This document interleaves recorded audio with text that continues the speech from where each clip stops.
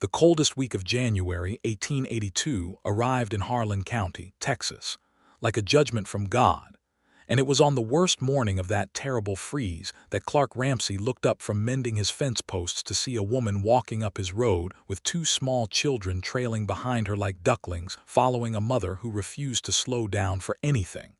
Not the ice, not the wind, not the grief that was written plainly across her face, even from 100 yards away.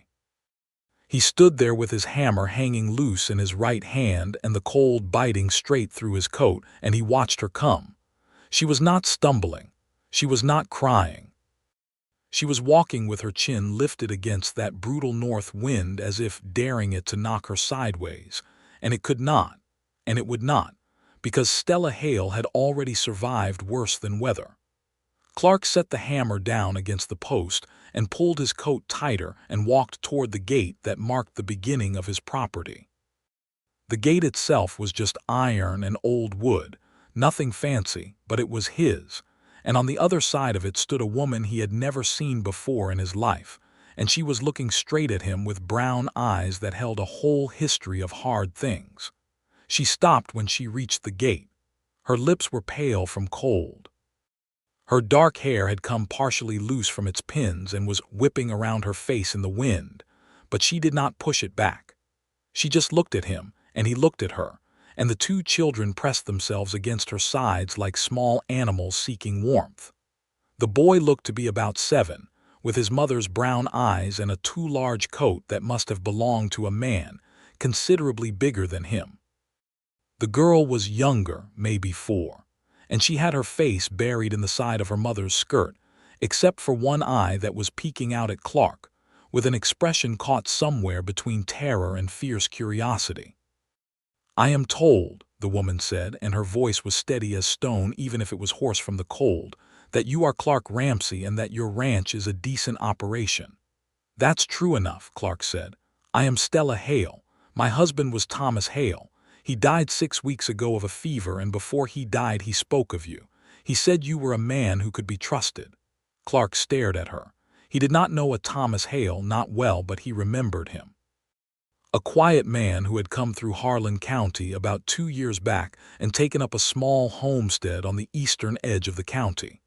They had met twice, maybe 3 times, at the general store in town.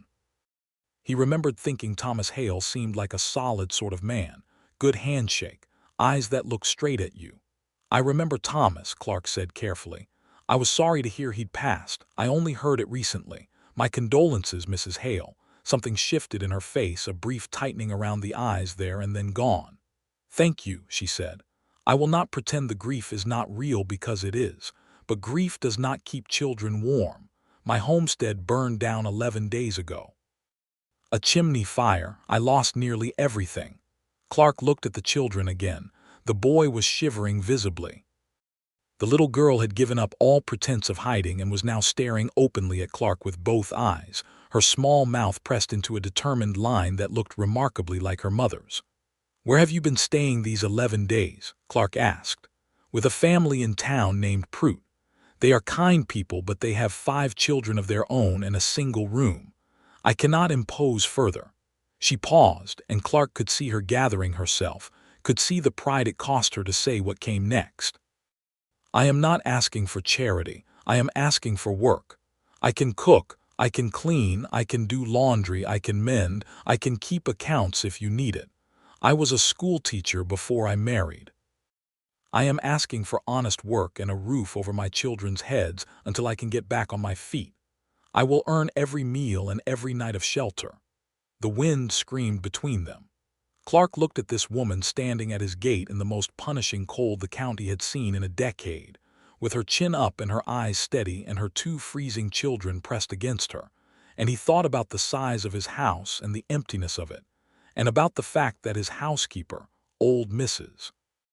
Fincher, had gone to live with her daughter in San Antonio back in October and he had not replaced her, and about the way his dining room had looked every evening for the past 3 months, which was just him and a lamp and a lot of quiet. "Come inside," he said. He opened the gate. She hesitated for only half a second, and he understood that half second perfectly. It was the hesitation of a woman who had been careful her whole life and was now in a position where caution and survival were pulling in different directions. Then she walked through the gate, and the children followed her, and Clark closed it behind them. He walked them up to the house, which was a solid two-story structure that had taken him 4 years to build properly. He had done much of the work himself, alongside a crew of men he had paid fairly. It was not grand, but it was real. Stone foundation, good timber framing, a kitchen with a proper cast-iron stove, a parlor with a fireplace that he kept burning through the winter. He opened the front door and ushered them in, and he heard the little girl make a sound that was halfway between a gasp and a sigh when the warmth of the house hit her face. The boy stood in the entryway and looked around with wide eyes but said nothing, clearly working hard to be as composed as his mother. "The kitchen is this way," Clark said. "Let me get something warm going." He got the kettle on and set about making coffee, and also found that there was leftover corn porridge from his breakfast still warm on the back of the stove, and he gave it to the children without ceremony, finding bowls and spoons with the efficiency of a man who had been cooking for himself long enough to know where everything was. The boy ate quietly and quickly. The little girl attacked the bowl with a spoon that was too big for her fist and wore almost as much porridge as she consumed, and Clark pretended not to notice. Stella Hale stood in the middle of his kitchen and watched him move around it, and he could feel her assessing everything, the state of the house, the provisions in the larder, the man himself, with the same quiet thoroughness she had probably applied to every decision she had ever made. "What are their names?" he asked. "The boy is James. He just turned 7 in November. The girl is Ruth. She will be 5 in March." "James," Clark said with a nod toward the boy. "Ruth." He crouched down a little so he was closer to Ruth's level. "Do you want more porridge?" Ruth looked at him very seriously and then nodded once, with great solemnity. Clark refilled her bowl. "You said Thomas spoke of me," Clark said to Stella, straightening up. "What did he say exactly?" Stella wrapped her hands around the coffee mug he had set in front of her and stared at it for a moment. "He said that when he was new to the county and did not know anyone, you were one of the few men who treated him fairly at market. He said you were honest in business and that you did not speak poorly of people behind their backs. He said that if things ever went badly wrong, Clark Ramsey was the kind of man you could go to." She paused. "I have no one else here. Thomas's family is back in Missouri and they are not people who would help. My own family is in Tennessee, and the travel with 2 small children in this cold is beyond what I can manage right now." Clark nodded slowly. He poured his own coffee and leaned against the counter and looked at her. He realized now that she was in full light, probably about 28 or 29 years old. There were lines of exhaustion around her eyes, but also a sharpness there, an intelligence that had not been dulled by hardship, but rather honed by it. She was not beautiful in any soft or delicate way. She was striking in the way that certain landscapes were striking, the kind that took your breath not because they were pretty, but because they were real and undeniable and vast. He was 34 years old and had been running his ranch alone for the better part of 6 years. He was not a man who went into things without thinking, but he was also not a man who complicated simple situations. The situation here was simple. There was a widow with 2 children who needed shelter and work, and he had shelter and work to offer, and it was January in Texas, and the temperature outside was 15 degrees. "I have a room upstairs that I have been using for storage," he said. "I can clear it out today. It is not large, but it is warm. You and your daughter can have it. James can have the smaller room next to it. It has a cot in it already. The room the previous housekeeper used has its own fireplace. You would be comfortable." Stella looked at him. "And in return?" "In return you do what you said. Cook, clean, keep the house in order. I have a man named Pete who handles the ranch work with me, and another man, Hector, who lives in the bunkhouse with Pete. I will need 3 meals a day, laundry done twice a week, the house kept up. If there are accounts to be done, we can discuss that further. I will pay you a wage on top of room and board." "You do not know me," she said. "No, but Thomas Hale knew me, and you came here on his word, and I am choosing to take your word the same way. People in this country extend trust or they do not survive." He looked at her steadily. "We can establish terms formally if that would make you feel better. I can write it down." Something in her face relaxed barely, like a single degree of tension releasing. "That would make me feel better," she said. "Yes. Then we will do that, after the children are settled." Clark spent the rest of that morning clearing the storage room, which involved moving crates of tools and old saddle equipment down to the barn with the help of Pete, who was a compact, weathered man of 40 with a thick gray mustache and the unflappable quality of someone who had seen most things the world had to offer and found them less surprising each time. Pete helped him move everything without comment, though once, when Clark had come back in for another load, Pete was standing in the kitchen doorway looking at Stella, who was already at the stove doing something with the provisions Clark had pointed her toward. "She working here now?" Pete asked quietly. "She is," Clark said. Pete nodded. "Good," he said. "This house has been too quiet." Clark did not answer that, but he could not truthfully disagree. By noon the room was cleared and the bed that Clark had stored in there, frame and mattress both, was reassembled. He found extra blankets from the cedar chest at the end of the hallway and laid them out. Stella had taken charge of the kitchen entirely by this point, and by midday had produced a meal that was substantially better than anything Clark had eaten in 3 months. A bean soup thick with dried meat and vegetables from the cold cellar. Cornbread that was crisp on the bottom and soft in the middle. And she had done all of it with the brisk efficiency of a woman who did not do anything halfway. They ate together at the kitchen table, all 4 of them, because Clark did not see any reason to stand on ceremony about it. James ate his soup and glanced up at Clark periodically with those cautious brown eyes. Ruth ate half her soup and fell asleep sitting upright, her head dropping slowly forward until her chin was resting on her chest. Clark watched this happen and then looked at Stella, who was watching it too, and for just a second their eyes met over the sleeping child and something passed between them that was not quite a smile, but was something in the neighborhood of one. Stella lifted Ruth gently from the chair without waking her and carried her upstairs. James looked at Clark across the table. There was a kind of seriousness to this boy that went beyond his years, the seriousness of a child who had watched too much too soon. "My mother works hard," James said. It was not a question. It was a statement of fact and possibly also a warning. "I can see that," Clark said. "My father worked hard too," James said. He looked down at his soup. "He got sick anyway." "Some things are not fair," Clark said. "That is one of them." James nodded slowly, as if Clark had confirmed something he had already suspected. Then he ate the rest of his soup. The days fell into a rhythm, as days will when people share a space and have work to do. Clark was out of the house before dawn each morning, working the ranch with Pete and Hector, doing all the things that a cattle operation of modest size required in winter.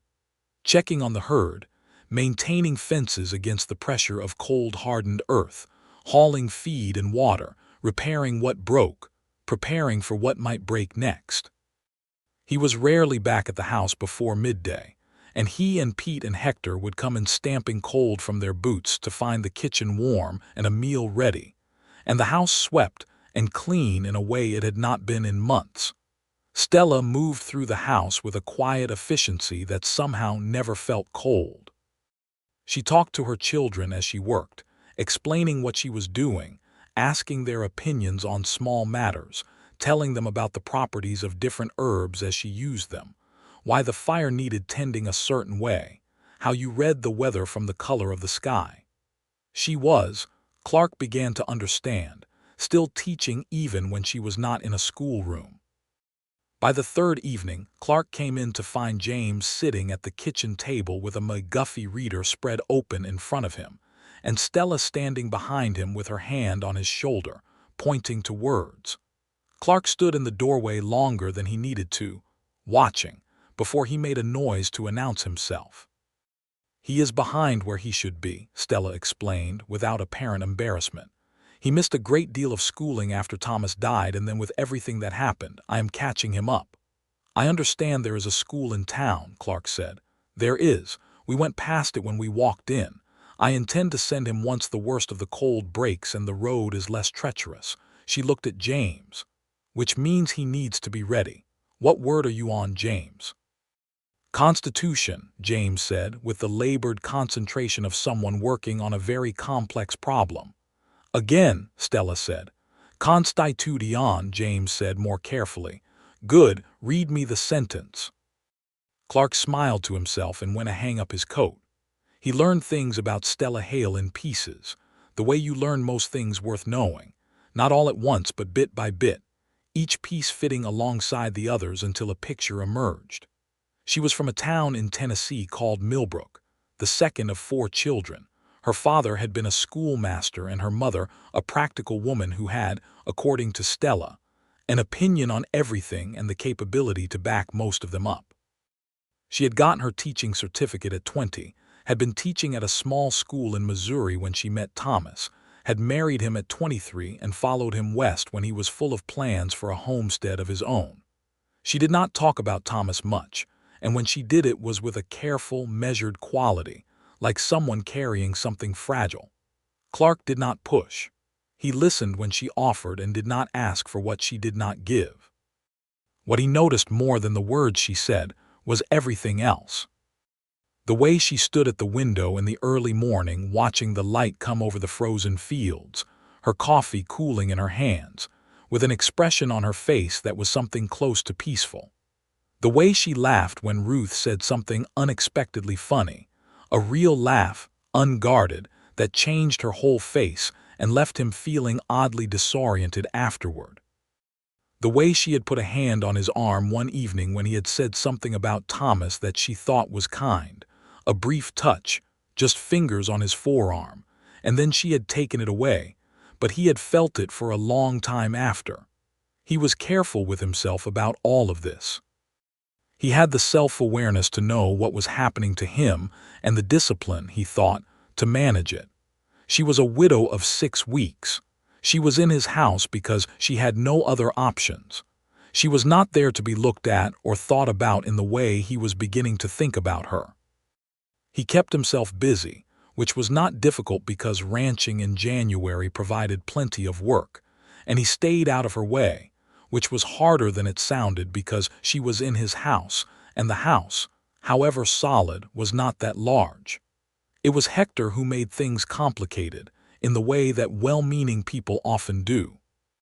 Hector was 26, a Mexican-American man who had been born and raised on the Texas-Mexico border, and who had come to work for Clark 3 years ago after a particular complicated stretch of his life that he did not discuss in detail. He was quick with a laugh and quicker with his hands when it came to work, and he was also, Clark had long since noticed, extraordinarily good-looking in a way that he seemed genuinely unaware of. He had an easy manner with people, and Clark had seen him talk a nervous horse calm in under 2 minutes, which was a skill that translated somewhat alarmingly well to nervous people. Hector met Stella properly on the 4th day, when Clark brought the 2 men in for the midday meal, and Clark watched Hector straighten almost imperceptibly when Stella turned from the stove and he saw her for the first time. Then Hector was perfectly courteous and appropriate, and Clark told himself he was imagining things, but he was not imagining things. What Clark had not quite anticipated was the way that Stella, who was careful and private and did not easily relax around strangers, relaxed around Hector with a speed that was slightly annoying. Within a week she was joking with him at the table, asking him questions about the border country, listening to his answers with evident interest. Hector, for his part, was respectful in a way that was above reproach, but Clark could see him choosing the chair closest to Stella's end of the table with the practiced casualness of someone who did not want it to look like a choice. Clark did not say anything. He was not the kind of man who said things he had no right to say. But he noticed. He noticed all of it. The cold broke slightly in the 2nd week, not gone but lessened, the temperature climbing to a point where the roads were passable. Clark drove Stella and the children into town one morning in his wagon to handle some necessary business, and while he was at the feed store, Stella went with the children to look at the school. He saw them from across the street when he came out, Stella speaking with a woman who he knew was the school teacher, a Miss Aldworth, and James standing very straight beside his mother with his reader clutched against his chest. Clark crossed the street. The introduction was made. Miss Aldworth was a capable, no-nonsense woman of about 40 who looked at James's reading level with a practical eye and declared that 2 or 3 weeks of work would have him fully caught up. Stella thanked her with a warmth that was genuine and a formality that was instinctive. They went to the general store after, Stella moving through it with the careful attention of someone making a list in their head, noting prices, adding up what she had and what she needed, never lingering over anything she could not justify. Clark found himself watching her and then watching other people in the store watching her. She was new to town, and new was always noticed. Ned Carver, who ran the general store and who Clark had a professional tolerance for but not a personal warmth toward, was leaning on the counter and watching Stella with the particular expression of a man who was reassessing the landscape of available women in the county. Carver was a widower himself, 40-something, prosperous enough, and considered by most to be a decent catch by the local standard. Clark had never found him especially decent. "I hear you have a new housekeeper," Carver said to Clark, but he was looking at Stella. "I have a new housekeeper," Clark confirmed, in a voice that discouraged further commentary. Carver did not take the hint. "Mrs. Hale, is it?"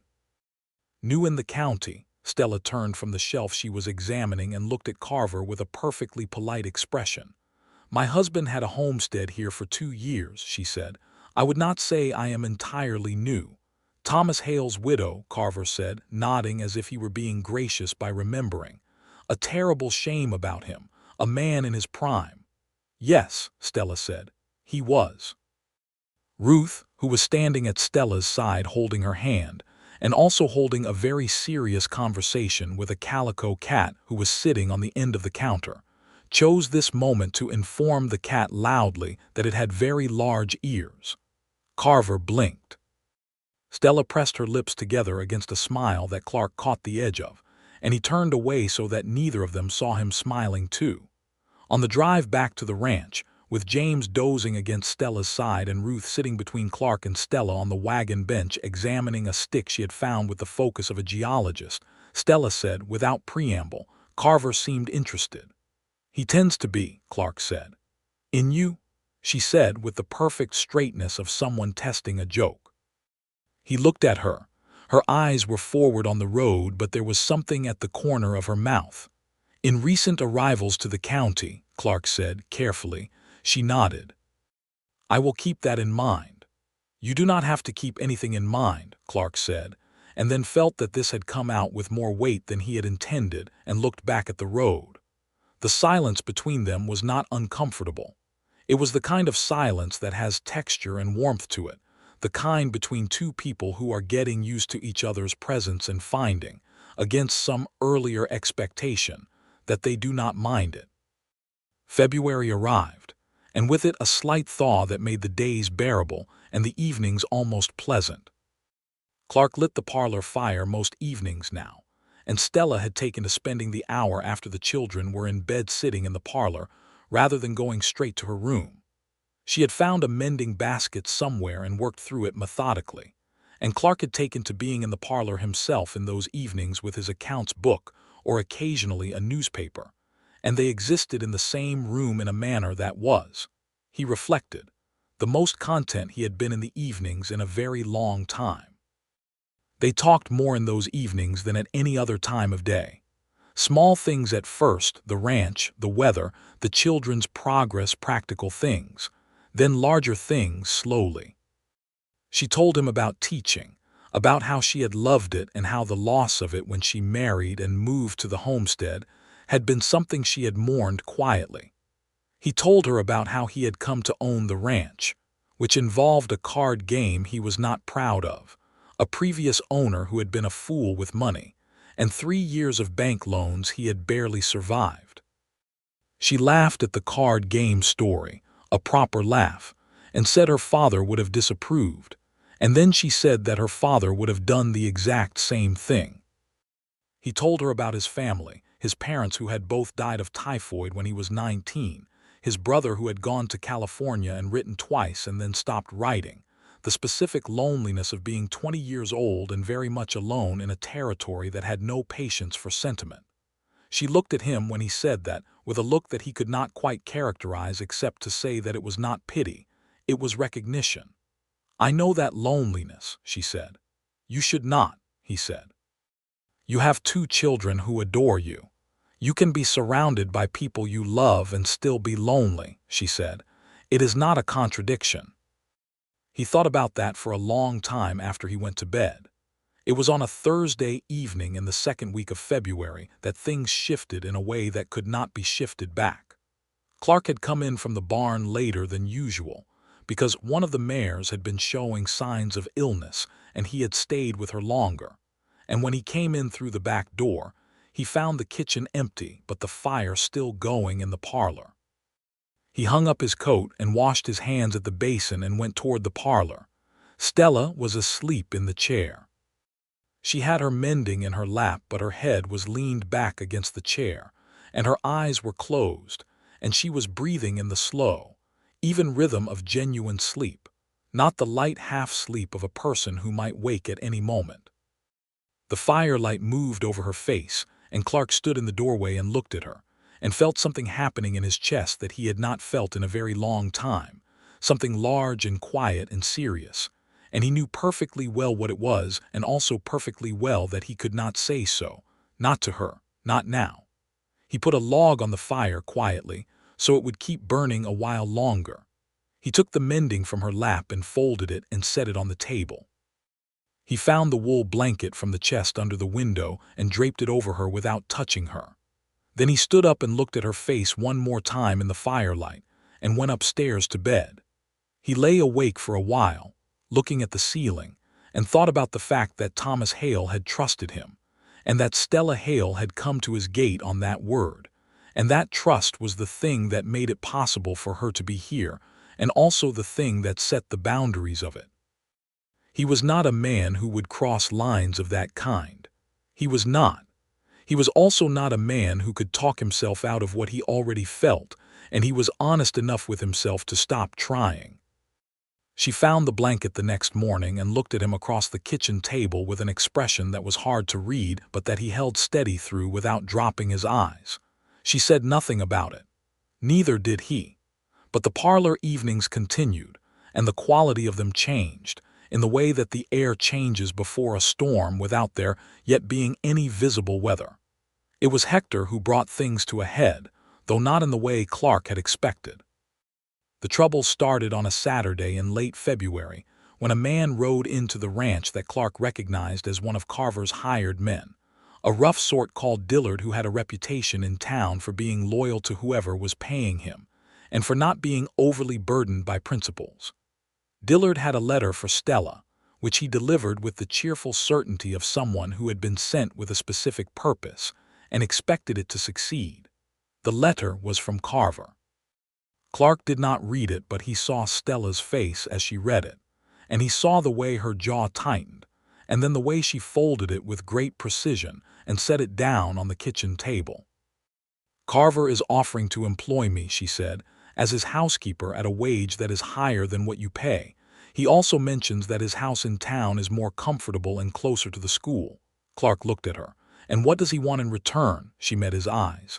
"He does not say, but it is clear enough." The silence held. "You do not have to answer today," Clark said. His voice was even. He was very careful to keep it even. "I know that," she said. She picked up the letter again and then set it back down. "Do you want me to consider it?" "No," he said. And then, because that had come out with an honesty that startled even himself, he said, "What I mean is that the choice is yours. I would not have you feel obligated here in any direction." Stella looked at him for a long moment. "Clark," she said, and it was the first time she had used his first name directly in address, and it landed with a particular weight. "I know exactly what Ned Carver wants, and I have no interest in it. I am not telling you about this because I am considering accepting. I am telling you because it happened and you should know about it. I do not hide things from the people I work for." He nodded. He wanted very much to say something else and did not. "But I will note," she said, "that you said no very quickly." "I did," he said. Another silence. The fire snapped. "Why?" she said. And here it was, the line he had been standing at the edge of for 6 weeks, and he looked at her across the kitchen table in the February morning light, and he thought about being careful and about Thomas Hale's trust, and about the particular expression on her face right now, which was not the expression of a woman who was asking a casual question. "Because I would not like you to go," he said. "Not for any reasons to do with the work." The quiet that followed was very full. Stella stood up from the table. For a terrible second, he thought she was going to walk out of the room. Instead, she walked to the window and looked out at the yard where the frost was just beginning to lift off the grass in the morning sun, and she stood there for a long moment with her back to him. "It is too soon," she said finally. Her voice was low and very careful. "I know that. I know what is reasonable, and I know what people would say, and I know what I owe to Thomas's memory and to my children." "I know that too," Clark said. "I am not asking for anything." She turned around. Her eyes were bright, but not with tears, with something harder than that, something that looked like decision. "You are not a man who takes," she said. "I have noticed that about you." He waited. "It is a quality," she said, "that makes it difficult to stay sensible." Clark felt something uncurl in his chest, cautious but real. "I am not interested in rushing you," he said. "I am interested in being honest. And honestly, Stella, I think you are the most remarkable person I have met in a very long time. And if you tell me to be quiet and stop, I will, and nothing between us will change, and you will still have this house and this work and my respect. That is a promise." She looked at him steadily. "And if I do not tell you to stop, then I will go as slow as you need," he said, "and I will not assume anything, and I will earn it." She held his gaze for a long moment. Then she said, "I think James likes you." Clark blinked at the turn. "Does he? He told me last night that you fixed his reading wrong and that it was good that you did because now he can read the whole page without stopping." She paused. "He has not said anything positive about a man since his father died. That is not a small thing." "No," Clark said, "it is not." "I am not telling you this to encourage anything hasty," she said quickly. "I am only telling you." "I understand," he said. She nodded once as if something had been decided, though neither of them said what.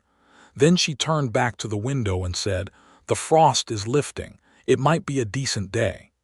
"It might be," he said. He wrote a response to Carver's letter himself, on behalf of Stella, in which he stated in plain language that Mrs. Hale was satisfied with her current employment. He showed it to Stella before he sent it.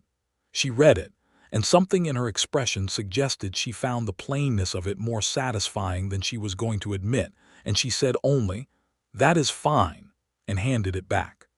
Dillard rode back to town with it that afternoon. The spring came slowly, the way it always did in Texas, in increments, 1 degree at a time, each warm day followed by a cold one, as if winter were not quite ready to admit defeat. By March the ground was thawing, and Clark was in the full press of spring preparations, working from before light until after dark, and the house and the life in it had settled into something that felt, with increasing frequency, like the word home. James had been going to school in town 3 days a week when the road was good, riding with Clark on the wagon when Clark needed to go in for supplies, or sometimes with Hector when Clark could not get away. He had caught up in his reading, as Miss Aldworth had predicted, and had additionally developed a deep interest in the geography of Texas that he pursued by asking Clark questions at every available opportunity. Clark answered them all, and when he did not know the answer he said so, and they looked it up together in the almanac, which James found deeply satisfying. Ruth had taken to following Hector around the yard with the methodical devotion of a shadow, which Hector bore with patient good humor. She had also decided that the barn cat, whom she had named Provisions, was her personal responsibility, and Provisions, who had previously been an entirely self-sufficient and businesslike animal, had somehow within a month become the most petted and discussed cat in the county. Clark watched his house fill with all of this and felt it happening in a way he could not have described precisely, but that felt like something settling into the right shape, like a bone that had been set correctly after a long time in the wrong position. He and Stella continued their parlor evenings. They continued carefully, though the conversations deepened and ranged further, and there were evenings when it was very late before either of them thought to notice the time.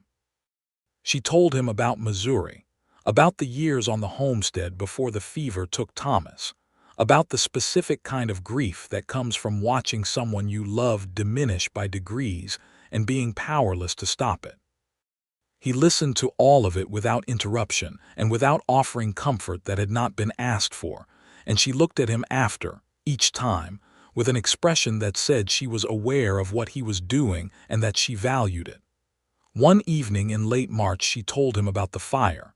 She had not told him the details before, only the bare fact of it. She told him now slowly, how the chimney had caught in the night, how she had woken to the smell and gotten both children out in the cold with only what they were wearing, how she had stood in the yard and watched the house become nothing in under an hour, how she had felt in that moment not despair but an absolute crystalline clarity about what she needed to do next, which was to keep her children alive and get them somewhere safe and find a way forward. "Were you not frightened?" Clark asked. "I was terrified," she said, "but fear is not the same as helplessness. I have known that since I was a girl." She was quiet for a moment. "My mother used to say that courage is not the absence of fear. It is deciding that what you are afraid of matters less than what you are moving toward." He looked at her. The fire had burned low. The house was quiet, the children asleep upstairs, the ranch silent outside under a sky that had been all stars when he last looked. "What were you moving toward?" he asked. "When you walked up my road." She met his eyes. "Safety for James and Ruth," she said. "That was the first thing, but I will tell you the truth, Clark. I have been wondering that myself, what else I was moving toward." She held his gaze. "I think I have some idea now." He was very still. "I am not ready," she said. "I want to be clear about that. I am not yet in a place where I can say what I want to say or ask what I want to ask, but I wanted you to know that I am aware of what is between us and I am not afraid of it." "That is enough," he said. "That is more than enough." She nodded. She stood up, and the blanket that she had taken to draping over her knees in the evenings fell to the floor, and she picked it up, and she paused on her way out of the room and said, without turning fully, "You are a good man, Clark Ramsey. I do not say that to be kind. I say it because it is accurate." Then she went upstairs, and he sat in the dying firelight for a long time, feeling something he had not felt in 6 years, which was the specific, aching, wonderful quality of having something to hope for.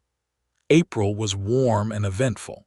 A calf was born and immediately became the subject of intense interest to both children, who spent several days naming it and then debating the name with each other. The final answer was Buckeye, which had been Ruth's suggestion delivered with the absoluteness of a 4-year-old who has made up her mind and will not be argued with.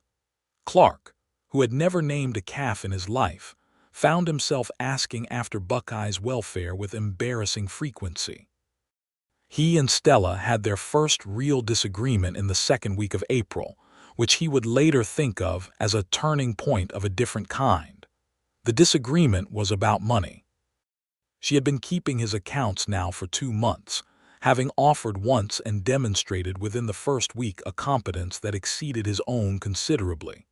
And she had identified what she described, with characteristic directness, as a significant overpayment Clark had been making to a supplier in the next county for grain, a man named Fowler who was apparently charging Clark 20% above the fair rate. Clark had said that he had been doing business with Fowler for years and that the relationship was worth something, and Stella had said that the relationship was worth what 20% premium over 3 years amounted to, and she had done the arithmetic on the spot and put it in front of him. He had looked at the numbers and said that she was right, and also that he did not like it. She had looked at him with something that was both firm and amused and said, The numbers do not care whether you like it. He had written to Fowler and renegotiated the terms, and Fowler had accepted without particular complaint, which told Clark everything he needed to know about the previous arrangement. He had come back from the study where he had written the letter and told Stella, and she had nodded with the brisk satisfaction of someone who expected good sense to prevail and was pleased when it did. "You are not gracious in victory," he told her. "I am gracious," she said. "I am just not theatrical about it." He had laughed genuinely, and she had looked at him laughing with an expression he could not quite read but that stayed with him for days. Hector left the ranch at the end of April. It was not unexpected. Hector had been talking for months about moving back toward the border country, where his sister had a small farm and was struggling. Clark paid him for his time with a bonus on top of the regular wage, shook his hand, and told him he was always welcome back. Hector thanked him with real feeling and spent his last evening at the kitchen table playing checkers with James, losing deliberately in a way James clearly suspected but appreciated anyway. After Hector left, Pete and Clark were the only men working the ranch, which was manageable but stretched thin. Clark took on a new hand in early May, a quiet young man named George Aldridge who was 18 years old, came with good references from a ranch in the next county, and who worked hard without requiring much conversation. He slept in the bunkhouse with Pete and settled in without fuss. The evenings with Stella continued through April and into May, and the tension between them, which was not unpleasant but was not comfortable, built slowly in the way that weather builds, visible and inevitable. He had kept his word about not rushing her.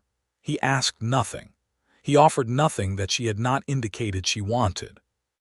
But the parlor in the evenings had become something that they both came to deliberately, and neither of them pretended otherwise.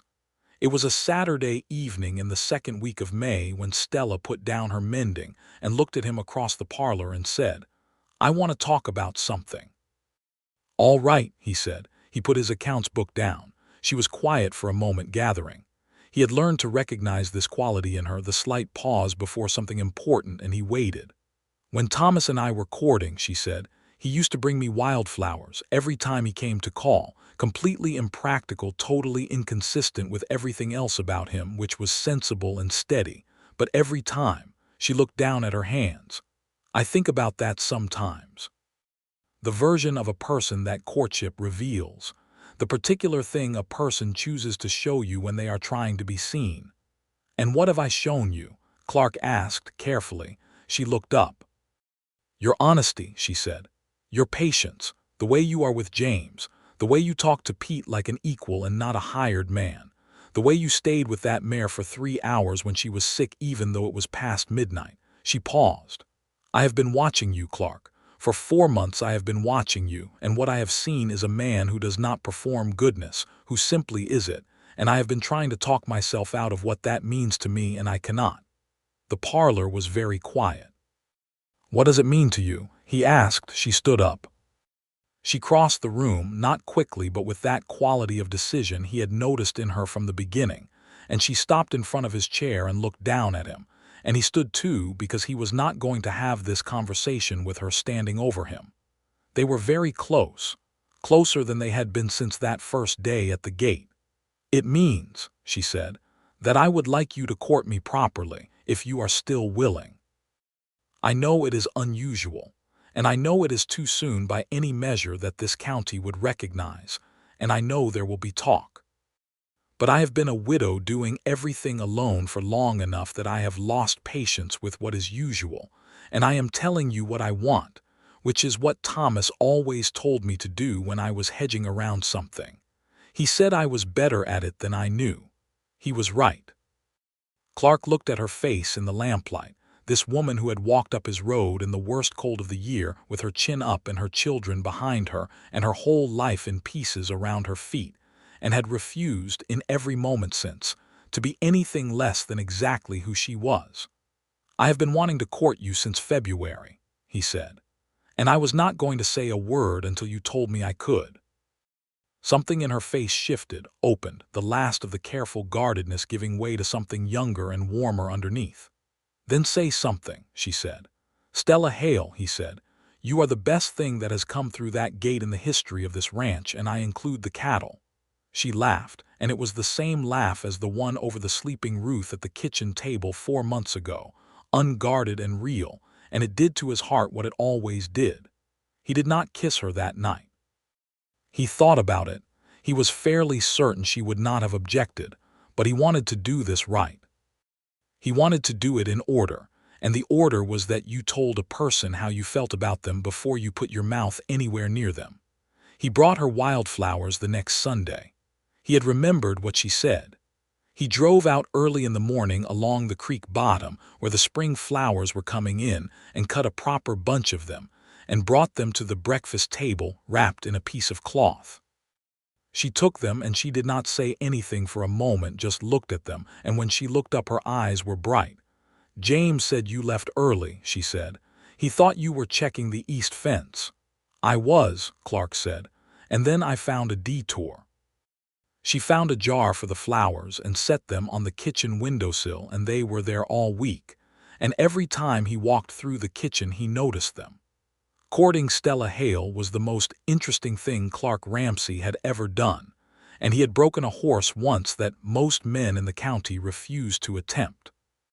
She was sharp and funny and direct, and she argued with him about things she had opinions on, which was a great many things, and she was right more often than not, which he found irritating and appealing in more or less equal measure.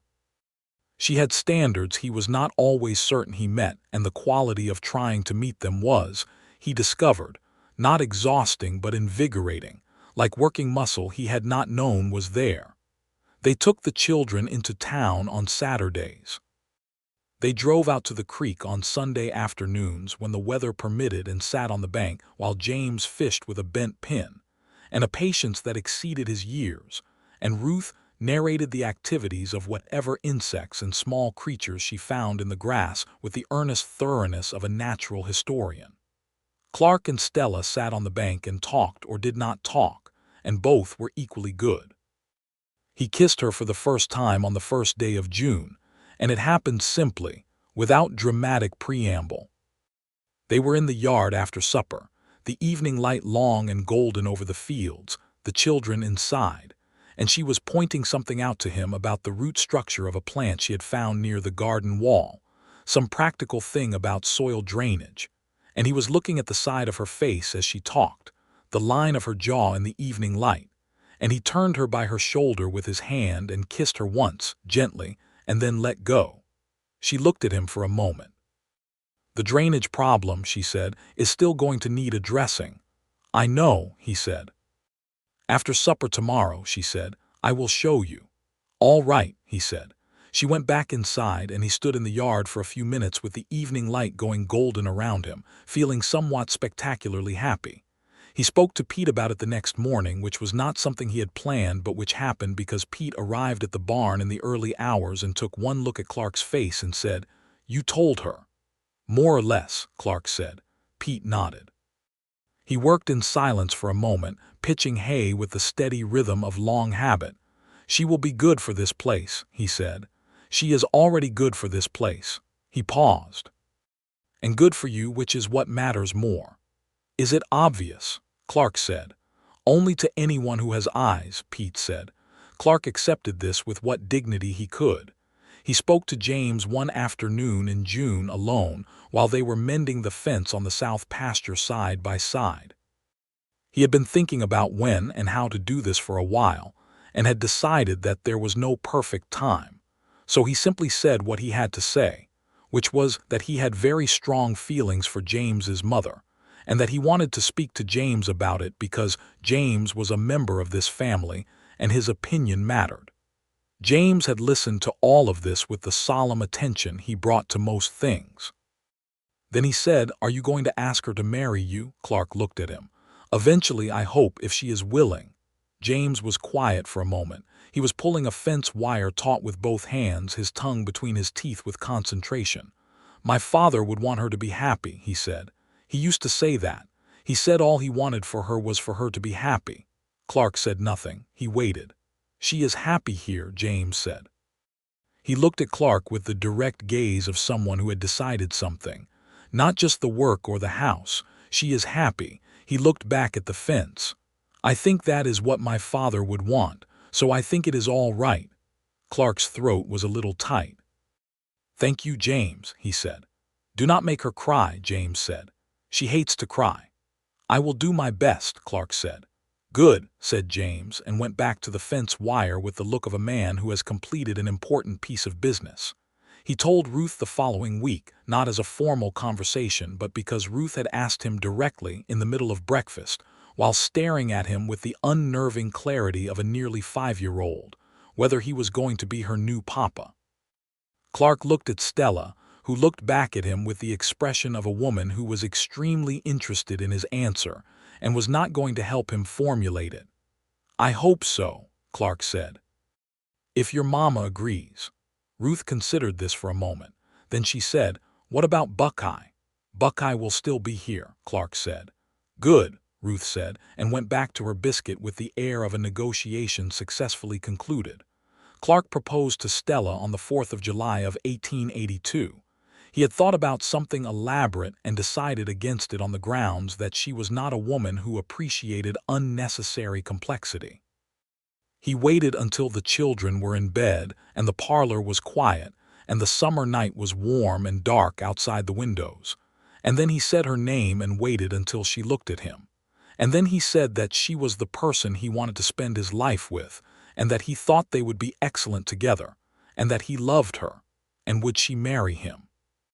She was looking at him with an expression that was difficult to read for only a moment before it resolved into something that was so clearly and deeply happy that he felt the whole room become warmer. Yes, she said. Obviously yes. Then she said, You said you loved me. You have not said that before. I know, he said. I wanted to save it for this. You are more sentimental than you let on, she said. Do not tell Pete, he said. She crossed the room and sat down beside him on the settee, which was not something she had done before, and put her head on his shoulder, and he put his arm around her, and they sat together in the summer parlor while the dark beyond the windows deepened. I love you too, she said, after a while into the shoulder of his shirt. In case that was not clear. It was becoming clear, he said. Good, she said. They were married in September of 1882 in the small church in town that both of them attended with varying regularity. The wedding was modest in the best sense of the word, no unnecessary expense, but everything that was there was real. Pete stood up with Clark. Miss Aldworth came and brought a wedding cake she had made herself.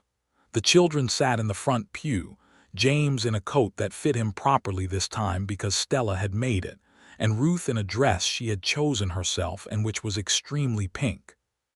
The minister read the vows, and Clark said his with the same directness he brought to everything, looking straight at Stella, and Stella said hers in a clear, steady voice with her chin up, which was, Clark thought, the most characteristic possible way for her to face a significant moment. When the minister pronounced them married, Clark kissed her properly, and he heard Pete cough in what was probably an emotional but deniable way, and he heard Ruth say, at perfectly audible volume from the front pew, finally. He was never entirely sure whether she had picked that word up from someone or arrived at it entirely on her own, but either way she was not wrong. The autumn of 1882 was one of the better ones Clark could remember. The harvest was decent, the cattle were healthy, and the house, which had been plenty large enough for one person and felt abundantly large for a man on his own, was now genuinely full in every sense that mattered. Stella was still keeping the accounts, still managing the house with the same brisk competence that had characterized everything she did, but the careful, deliberate quality she had brought to it as an employee was replaced by something warmer and more expansive, the quality of a woman who had made her home in a place and had decided she was going to make it better. She started a kitchen garden that fall, planning it with the thoroughness of a military campaign, laying out plots for vegetables and herbs, ordering seeds from a catalog, drawing diagrams that she showed Clark with the same seriousness she brought to the cattle rotation schedule. He looked at the diagrams and said they were very thorough, and she said they were merely functional, and they had a small, comfortable argument about this. She also wrote to her family in Tennessee. She had not been in contact with them during the worst of it, having been too proud and too private to ask for help when she was at her lowest. But now, stable and settled, she could write to them with the news, and the letter she wrote was long and detailed, and she showed Clark parts of it before she sent it. Her mother wrote back within 3 weeks with a letter that was 8 pages long, nearly incomprehensible with joy, and that made Stella cry, which she did in the kitchen alone and thought Clark did not notice, though he did, and he said nothing about it, but he squeezed her hand at supper that evening for no stated reason, and she looked at him in that way she had that said she knew exactly what he was doing. James was flourishing. He had become, by October, one of the better students in Miss Aldworth's school, and had also developed a friendship with a boy named Charlie Prout, who was the son of the family that had housed Stella and the children during those first desperate days after the fire. The Prouts came to visit on a Sunday in October and stayed for supper, and Clark looked around his kitchen that evening at the noise and the crowd of it, 8 people at a table that had once held one, and felt something that was not possible to adequately describe except to say that it was the opposite of all those quiet evenings before the gate had opened. Ruth turned 5 in March of 1883 with a birthday party that she had been planning since December, and that Clark had been hearing about with increasing detail and urgency for 11 weeks. The party involved Provisions the cat, 3 neighborhood children, a cake with 5 candles that Ruth counted aloud twice before and after blowing them out, and a small doll that Clark had found in the dry goods catalog and ordered without telling Stella, presenting it to Ruth on the morning of the party, which caused Ruth to stare at him with the particular expression she reserved for moments of profound feeling before launching herself at him with enough force to nearly knock him sideways. Stella watched this from across the room with the expression he had come to love most on her face, the one that she could not quite control, that was full of something too large to be called happiness and too warm to be called gratitude, and that was, he thought, simply love in its most unguarded form. Spring came, and with it the kitchen garden, which became the success Stella's diagrams had planned. The vegetable yields were impressive enough that Pete began stealing tomatoes openly and without apology. George Aldridge, the quiet young hand, turned out to have considerable opinions about squash and volunteered these to Stella at every opportunity, and she received them with the exact right combination of interest and amusement. The county itself was changing around them, as it had been changing for years. The railroad had come through the next county over, and people were speculating about whether it would reach Harlan County in the next few years. New families arrived with the spring. A second general store opened on the main street of town, which caused Carver to be unpleasant about it to anyone who would listen, and no one in Clark's household was especially sympathetic. The sheriff had changed twice since Clark first came to the county. The new sheriff, a man named Rhodes, was young and capable, and had the rare quality of enforcing the law fairly, which in Texas in 1882 and 1883 was not as universal as one might have hoped. There were injustices in the territory that Clark was not blind to, and Stella even less so. The treatment of the Mexican families in the county, people who had been on that land in many cases far longer than any Anglo settler, was a recurrent and uncomfortable topic that Stella brought up plainly in the way she brought up everything she thought was important. Hector had written twice since leaving, once to say he had reached his sister's farm safely, and that it was harder work than expected but good work.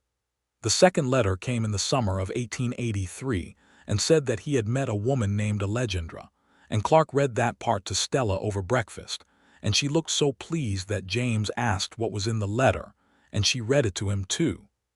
In the summer of 1883, Stella told Clark she was expecting their first child together. She told him in the kitchen in the morning before the children were up, in the quiet that belonged to them. She said it simply, looking at him, and he looked back at her and felt the impact of it in his whole body. Not surprise exactly because they had talked about it and hoped for it, but the specific, staggering reality of it happening. He crossed the kitchen and put his arms around her. She pressed her face against his chest, and he felt her exhale, long and slow, the breath of someone setting down a weight they had been carrying without knowing they were carrying it. "Are you all right?" he asked into her hair. "I am perfectly all right," she said. "I am enormously well. I am just very glad." "So am I," he said. He held her for a long time. They told the children together that evening at supper. James received the news with a thoughtful nod in the manner of a boy who was already thinking through the practical implications. Ruth looked between them and then said, "Is it a boy or a girl?" "We do not know yet," Stella said. "It should be a boy," Ruth said with authority, "so I can still be the only girl." "That is not how it works," James said. "It should be," Ruth said. Clark pressed his lips together and looked at the wall. The pregnancy went well, though Stella, who would not accept being treated as fragile under any circumstances, required some careful negotiation around what she was and was not willing to stop doing. She stopped hauling water from the well when Clark asked her to. She did not stop writing until considerably later, when it became physically impractical, and she was clear that this was her decision. Clark accepted this because he understood her, and because she was right that she knew her own body, and because arguing with Stella on a matter of principle was a project of limited success. James turned 8 in November of 1883 and received, from Clark, a horse of his own, a steady chestnut mare named Pepper, and the look on James's face when Clark brought Pepper out of the barn and put the reins in his hands was something Clark stored somewhere permanent. The winter of 1883 was milder than the previous one, which felt like a mercy.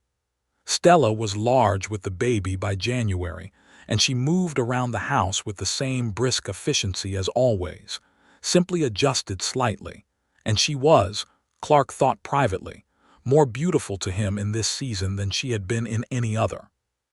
The baby came on the 12th of February, 1884, in a birth that was hard and long, and that Clark spent mostly in the hallway outside the bedroom door, which was as close as he was allowed by the midwife, a formidable woman named Mrs. Carpenter who had delivered most of the children in Harlan County and who tolerated no interference. Pete sat with Clark in the hallway for most of the night without saying much, which was exactly the right thing to do. When Mrs. Carpenter opened the door and told Clark he could come in, the first thing he saw was Stella, sitting up in the bed with her hair loose and her face exhausted and luminous, holding a small, dark-haired bundle with the careful confidence of a woman who had done this before and knew exactly how it felt. "Come see your son," Stella said. Clark sat on the edge of the bed and looked at the boy in her arms, who was red-faced and squinting, and somehow, already seemed to have strong opinions about everything. He had a great deal of dark hair in Clark's nose, which Clark noticed with a lurch of feeling he had not expected. "He has your nose," Stella said. "I noticed," Clark said. "It is a good nose," she said, looking at the baby. "I have always liked your nose. You have never mentioned my nose." "I was courting you with more dignity than that," she said. Clark laughed, and she laughed too, tiredly and fully, and the baby made a sound of objection. They named him Thomas William Ramsey. The Thomas was deliberate, and Stella had been the one to suggest it, and Clark had agreed immediately. Thomas Hale had been a good man and had trusted Clark with the most important people in his life, and the least they could do was remember him in a name. James, when he met his little brother the next morning, stared at him for a long time with a face that went through several expressions before settling on one that was purely soft. "He is very small," he said. "You were smaller," Stella said. "I do not remember that," James said, with the dignity of a nearly 9-year-old. Ruth held the baby with the seriousness of someone who had expected this and was prepared. "His nose is like yours, Papa," she told Clark. "I know," Clark said. "It is a good nose," Ruth said, and Clark exchanged a look with Stella over Ruth's head that contained, in its entirety, the private language of a marriage that had found its full shape. The spring of 1884 came warm and early, and the ranch expanded that year, Clark taking on additional grazing land to the north that had become available when a neighboring operation scaled back. The herd grew, and George Aldridge moved from hired hand to something closer to a foreman role, which suited him, and which Clark told him with a directness that George received with a handshake, and then went back to work as quietly as he always did everything. The kitchen garden was now large enough that Stella was selling excess vegetables and preserves to the general store, which she did under her own account, the money going to a fund she was building for the children's eventual education. Clark had offered to simply fund the children's education himself, and she had said, with perfect composure, that she appreciated the offer and that she had it handled, and that had been the end of that. Tom walked at 11 months, earlier than either of the other children had, and did so with an aggressive confidence that kept everyone in the house in a state of vigilance. By the time he was a year old, he had introduced himself to every animal on the ranch, including ones that were not necessarily delighted to meet him, and had figured out how to open the bottom kitchen cabinet, which led to an incident with the preserved peaches that Clark had considered legendary before the month was out. James, at 9, was already talking about what he wanted to be, which changed from week to week but which tended to cluster around anything involving large knowledge. He wanted to be a lawyer, then a surveyor, then a doctor, then a surveyor again, with a brief and intense period during which he was very interested in becoming a judge. Stella and Clark listened to each iteration with the same seriousness and asked questions, and neither encouraged nor discouraged any of it. In the summer of 1884, Stella's mother came to visit from Tennessee. Her name was Louise Kramer, and she was a short, sharp-eyed woman in her mid-50s who bore a noticeable resemblance to Stella in the jaw and the brow and the quality of her gaze, which assessed everything quickly and accurately, and did not pretend otherwise. She arrived on the stage from the railway town, with 2 large trunks, an opinion on the condition of the roads that she voiced immediately, and the expression of a woman who had been waiting for this visit for 2 years and was going to make the most of every moment. She embraced Stella in the yard for a long time without speaking, and Clark stood back and let them have it. Then Louise turned to Clark and looked at him with the precise, measuring look of a woman evaluating what her daughter had chosen, and he stood straight and met her eyes. "You have good fence posts," she said. "Thank you," Clark said. "A man who maintains his fences maintains his word," she said. "I have always thought so," Clark said. She nodded once. It seemed to settle something. "Where is my grandson?" Louise Kramer stayed for 3 weeks. She was exacting and opinionated and spent considerable time in the kitchen arguing with Stella about the correct way to make biscuits, a dispute that went unresolved by mutual agreement. She played checkers with James every evening and lost with theatrical distress and then won the next game without mercy. She told stories about Stella as a girl that Stella bore with patient amusement, and that Clark listened to with great interest when Stella was not in the room.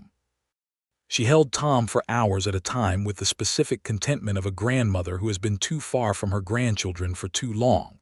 On her last evening, Louise sat on the porch with Clark while Stella was putting the children to bed, and she said without preamble, "She was very lost after Thomas died. She did not say so in her letters, but I knew it. A mother knows." Clark was quiet. "She is not lost now," Louise said. She looked out at the darkening yard. "I came here not knowing what I would find. My daughter married a man I had never met, living on a ranch I had never seen. I was prepared to be concerned." She paused. "I am not concerned." "I am glad," Clark said. "She is happy," Louise said.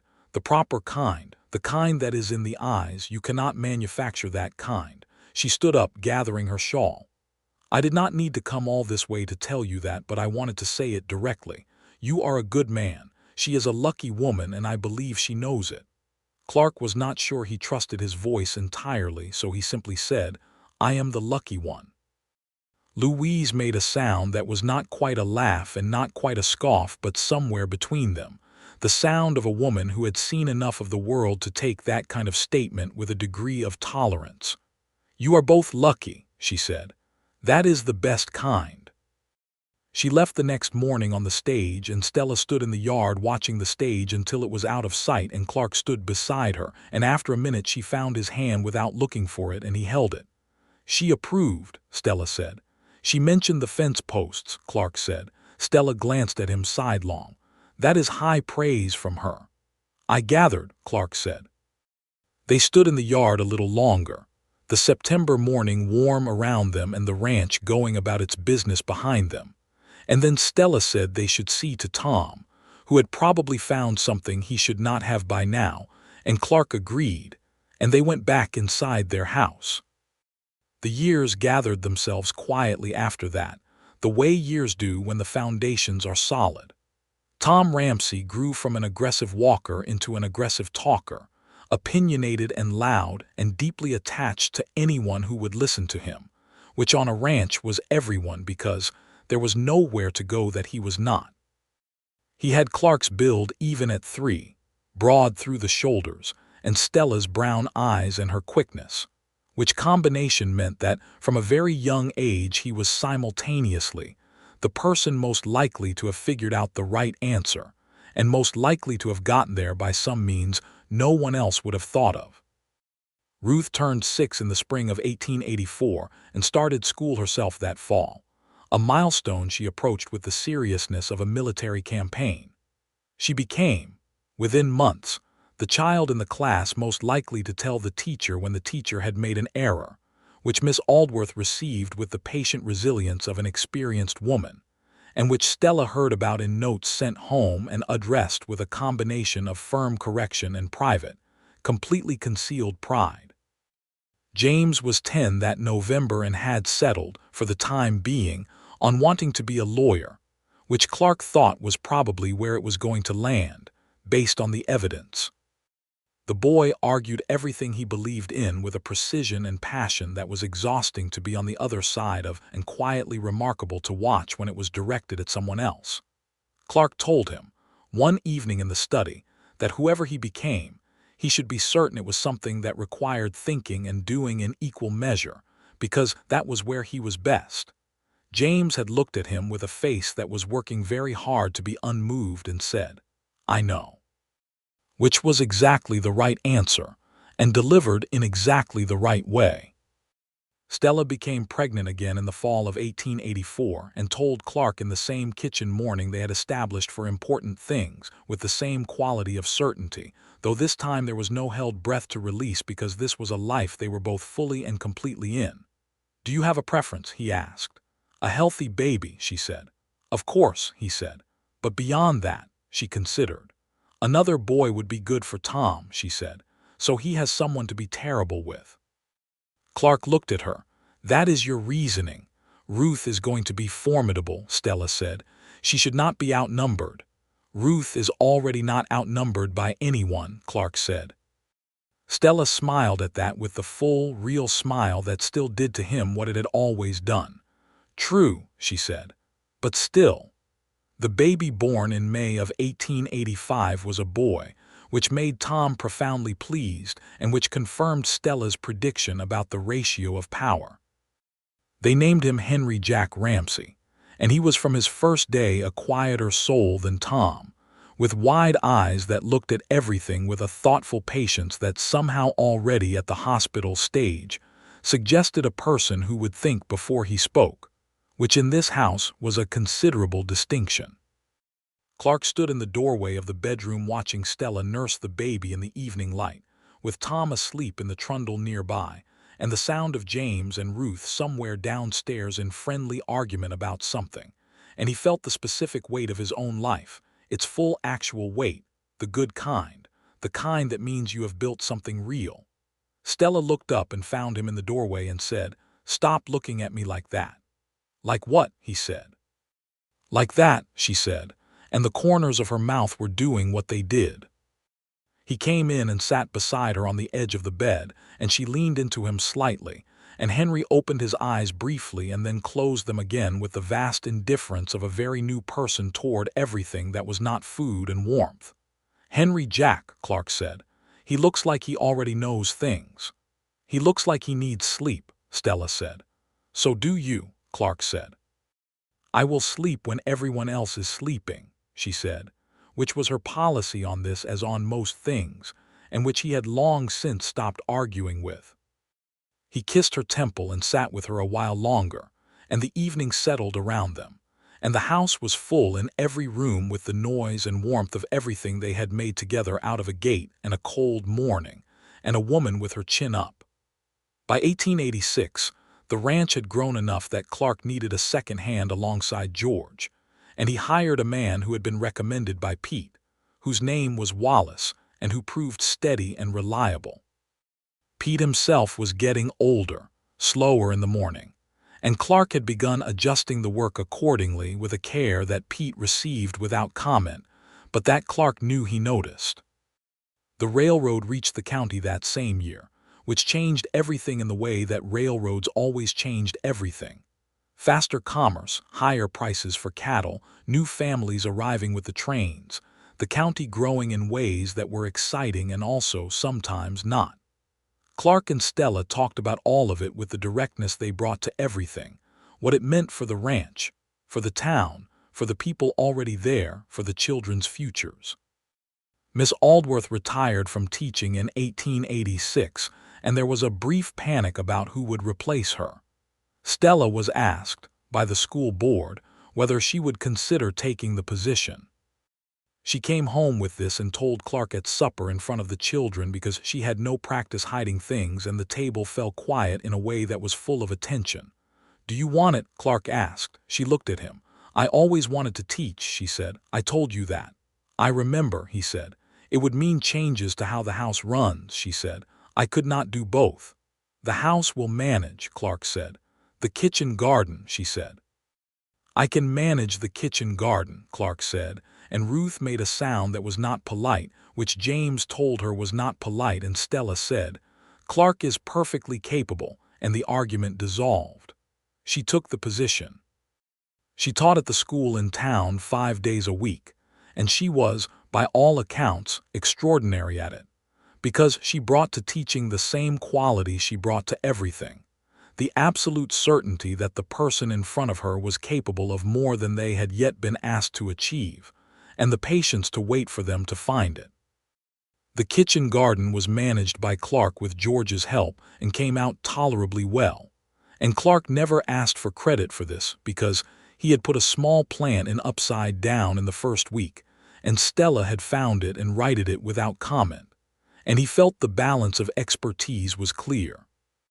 James turned 12 in 1885 and 13 in 1886, and was by any measure becoming a young man, tall and serious and increasingly aware of the world beyond the ranch, asking questions about law and politics, and the state of the territory, and the nation that Clark answered as fully as he could, and Stella answered even more fully, because she had been a schoolteacher for years, and her knowledge of these things was organized in a way that made them navigable. The question of what happened to Mexican families in the county, to Comanche communities who had been displaced, to people who had been on this land long before any deed or title said otherwise, was not a question that was easy to sit with, and Clark and Stella did not look away from it, because looking away was a luxury that cost other people. Clark could not undo the history of the territory he lived in, but he could treat the people around him with fairness, which he did, and he could speak plainly when he saw it being violated, which he also did, and Stella taught her students, all of them, regardless of their origins, with the same rigor and the same belief in their worth. The summer of 1886 was the best Clark could remember in 15 years of living in Harlan County. The grass was good, the cattle were fat, the family was whole, and there was a Saturday in July when all 4 children and Clark and Stella were at the creek, where they had been so many times before, and the light was exactly right, golden and long, and Tom and James were arguing over the best spot to fish while Ruth narrated the argument from the bank with editorial commentary, and Henry sat in the grass near Stella, eating a biscuit with the tranquil focus of a person for whom all is right with the world.